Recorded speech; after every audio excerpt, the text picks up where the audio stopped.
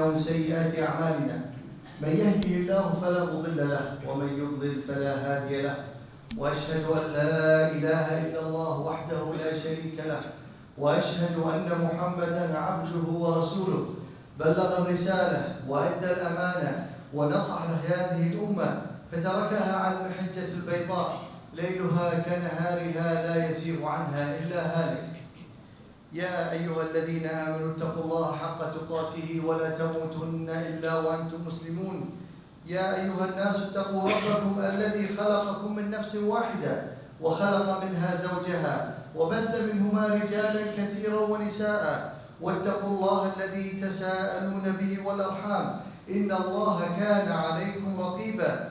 يا أيها الذين آمنوا اتقوا الله وقولوا قولا سديدا يصلح لكم أعمالكم ويغفر لكم ذنوبكم ومن يطع الله ورسوله فقد فاز فوزا عظيما. أما بعد فإن أصدق الحديث كتاب الله وخير الهدي هدي محمد صلى الله عليه وسلم وأن شر الأمور محدثاتها وكل محدثة بدعة وكل بدعة ضلالة وكل ضلالة في النار. A notice, brothers, Salat al-Jum'ah, no one can speak during the khatib. If you talk while the khutbah is there, your prayer, Friday prayer, is invalidated. You don't get anything for it. Either talking, playing with your mobile phone, or telling someone to be quiet. This is as per the hadith of the Prophet Muhammad sallallahu alaihi wasallam. So the respect for Salat al-Jum'ah is to observe the Imam wholeheartedly with your eyes and with your heart. Allah Almighty sees you and knows you very well. The respect from Allah, if it does not show up from you, the minimum you are here in the masjid, Allah knows when you are away from the eyesight of people. In this khutbah, I would like to share with you an experience. One of our scholars was traveling in Saudi Arabia between two villages by airplane between Abha and Riyadh. It happened several years ago. While on his flight, as the plane took off, the captain said, "We have to go back to the airport because of a technical error in the flight." So the plane landed, got the problem fixed, then they flew. As they approached Riyadh airport, the plane kept on circling on top of the airport again and again and again. Apparently, people later on realized there was a technical problem in the plane itself.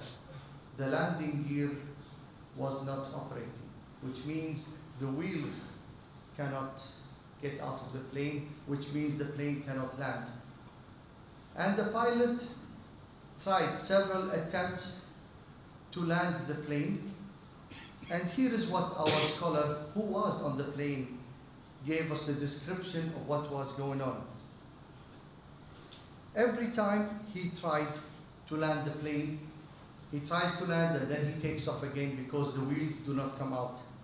There was total chaos in the plane. And a lot of people suffered from nervous breakdown. Women started to cry and men. You could see tears in their eyes and on their cheeks. We are suspended between the sky and the ground, waiting for death at our own sight. As I saw these moments, he said, I could see my whole life run in front of my eyes. And I can feel the good deeds that I have done that gave me the good feeling of the good deeds that I have done. And my heart started to focus on that at any minute I will meet Allah Almighty. And it was an observation where I realized that life was so silly, life was so cheap, and life was so small compared to the event I'm going through and where I'm heading towards Allah Almighty. And everyone on the airplane started to say all together, La ilaha illallah wahdahu la sharika lah, lahul mulk wa lahul hamdu wa huwa ala kulli shay'. All of the passengers started to say this prayer in the plane because they knew at any moment they will meet Allah Almighty. It was an honest thing from everybody in the airplane to say it, until an elderly man stood up and said to the people, behold, follow the commands of Allah and ask Allah for forgiveness. And he reminded them of this verse in the Quran, فَإِذَا رَكَبُوا فِي الْفُلْكِ دَعَوُوا اللَّهَ مُخْلِصِينَ لَهُ الدِّينَ. In Surah Al-Ankabut, and when they boarded a ship, they supplicated to Allah sincerely. So we started sincerely supplicating and asking Allah Almighty to help us, because at any moment the whole thing will finish. And for the 12th attempt, this means 12 times the captains tried to land the plane and it kept on failing.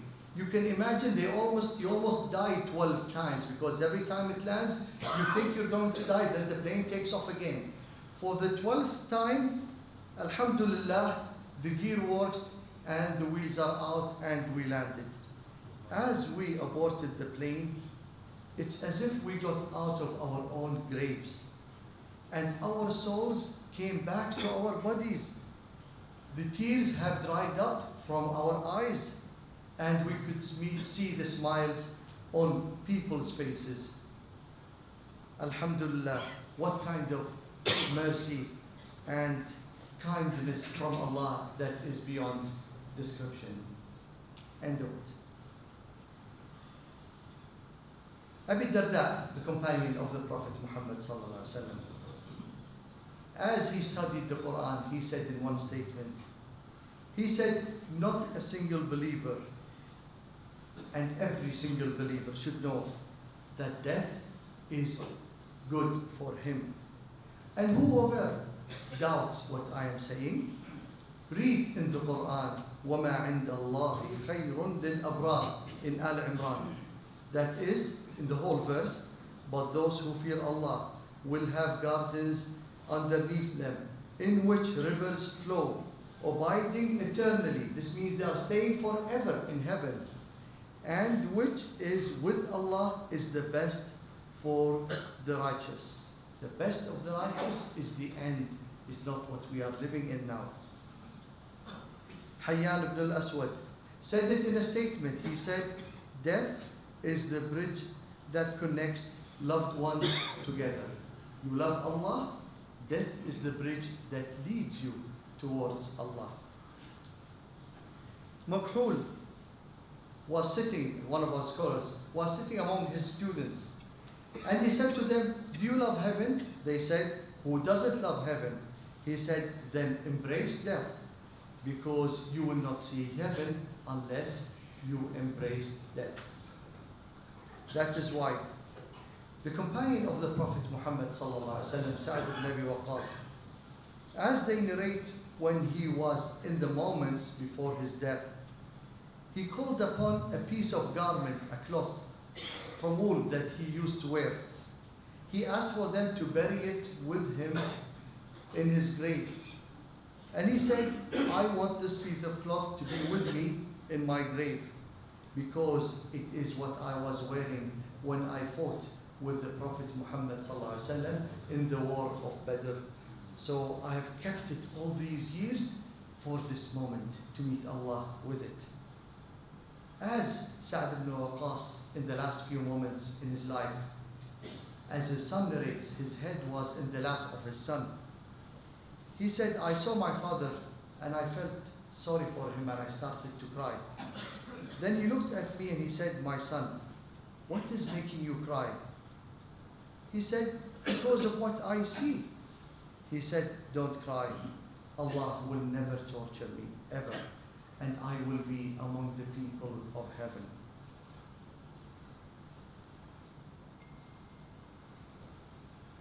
Abu Atiyah, another scholar, was passing among people who were talking with each other.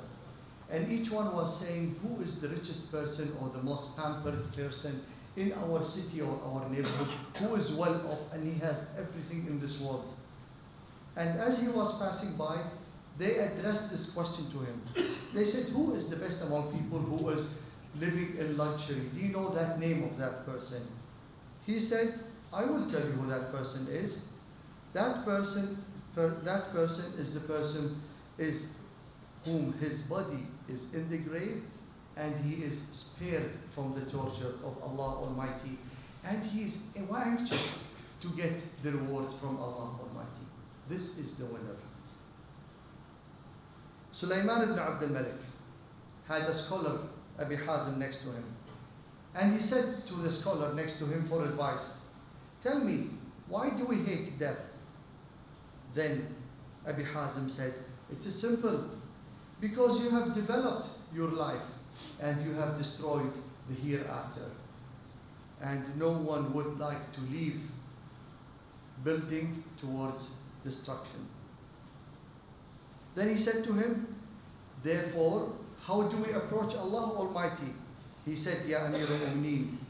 He said, the person who behaved well with Allah Almighty is just like a person who was on a long journey and the journey is going to end and soon he's going to meet his loved ones. He is anxious after this whole lengthy trip to meet them. And the person who abused his relationship and disobeyed Allah Almighty is just like the slave who disobeyed his master, and it is the time for his master to judge him based on his actions. أقول ما تسمعون وأستغفر الله لي ولكم فاستغفروه إنه هو الغفور الرحيم.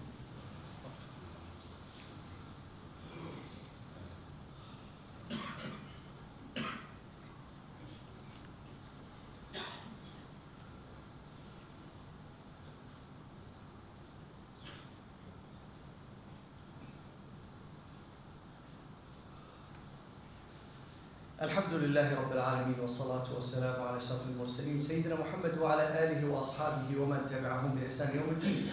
These are small examples throughout different times of Islam, and as you have seen it, our forefathers and the companions of the Prophet Muhammad ﷺ, and the teachings of the Prophet Muhammad ﷺ has affected the behavior in us as Muslims towards death. It's a gateway towards heaven, and therefore that sense in all of the examples I had given you gives you the way the teachings of Islam affects the behavior of the individual in his relationship of Allah, in his relationship with Allah, and the way he is approaching at the end of his journey towards Allah, which will end at any moment that you and I do not know of. Factors to be remembered. Our base understanding in all of our behaviors is as per the Prophet Muhammad ﷺ has taught us. Allah said in the Quran, لَقَدْ كَانَ لَكُمْ فِي رَسُولِ اللَّهِ أُسْوَةٌ حَسَنَةٌ لِمَنْ كَانَ يَرْجُو اللَّهَ وَالْيَوْمَ الْآخِرِ وَذَكَرَ اللَّهَ كَثِيرًا, which it means there has certainly been for you in the Messenger of Allah an excellent pattern. This is the pattern to follow. For anyone whose hope is in Allah and the last day, and who remembers Allah often. In your life, any event, any circumstances, any type of behavior, you base it whether the Prophet Muhammad ﷺ approves it or not. If the Prophet Muhammad ﷺ approves it, you follow. If he disapproves it, you reject it. The same thing as we read in these examples. As I mentioned the first example about the plane, I know some of you resembled and they could remember themselves, or they have put themselves in that same situation. Ask yourself, if I were among one of these passengers in that flight, and there was a moment that definitely death is there, what would my behavior be? Would I cry? Would I have a nervous breakdown? Would I just freeze, cannot do anything? That example happened to other people, but you could be the person who was among that flight. And you noticed the scholar who said that. He said, I saw my whole lifetime run in seconds, and I discovered how cheap and small this life is compared to the direction that we are aimed towards Allah Almighty. Therefore, the homework is 8 principles. You have seen the examples, now it's the application. First of all, from now on, you take it upon yourself. All of the prayers are prayed in Jama'ah in the masjid. 1. 2. Remembering Allah Almighty. The Prophet Muhammad taught us several supplications to say during the day and the night. Adhkar al-sabah, adhkar al-masa. What to say before you eat the food, before you go to your home, when you ride the car, in the morning prayers and the evening supplications. This has to be a principle in your life. 3, knowing yourself and your intentions. Who are you in other words, this is self-assessment of you and your relationship with Allah. Where do you stand with Allah Almighty? What is your behavior? What is the distance between you and obeying Allah Almighty? What have you done today? Was it according to Islam or against Islam? 4, educating yourself about Islam. You cannot rely on your information of Islam at the 10 minutes of the Salat al-Jum'ah. You are a Muslim, you can read, you can write, there are books outside. You have to educate yourself and Allah will ask you. All of the knowledge the Prophet Muhammad had given you, it is available in your fingertips. You cannot stand in front of Allah Almighty, say, I do not know that. You know it and it is available and you will be held on that purpose.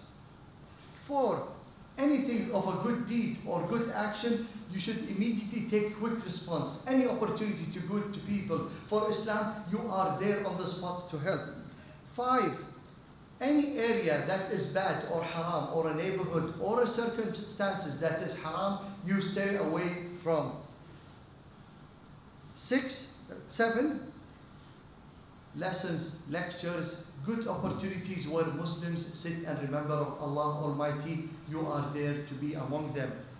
8, remembering death, and you know it is the reality that all of us will be reaching.